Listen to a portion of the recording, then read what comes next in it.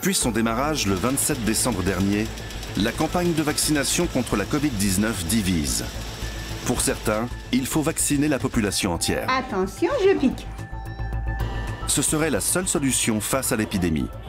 Pour d'autres, le vaccin est plus dangereux que la pandémie elle-même et les discours les plus extrêmes s'affichent sur les réseaux sociaux. Le virus a été inventé pour diminuer la population et esclavager le reste qui survit.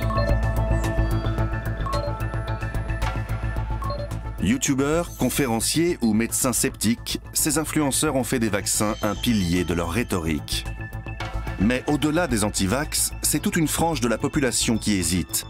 Une série de crises politico-sanitaires comme celle des vaccins contre l'hépatite B, contre la rougeole ou la grippe H1N1 ont érodé la confiance des Français.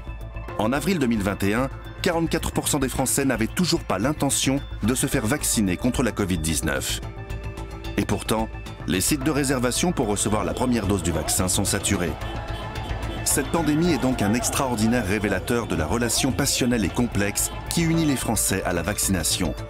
Pour la comprendre, il faut remonter le temps et prendre la direction d'Arbois, dans le Jura. C'est ici que Louis Pasteur met au point son vaccin contre la rage. Le petit Joseph Meister, mordu 14 fois par un chien enragé, est le premier patient à être vacciné en 1885. Il survit. Ce succès médical est célébré par la presse et l'opinion publique. Louis Pasteur devient l'icône du savant populaire. Cependant, cette prouesse scientifique était déjà à l'époque loin de faire l'unanimité.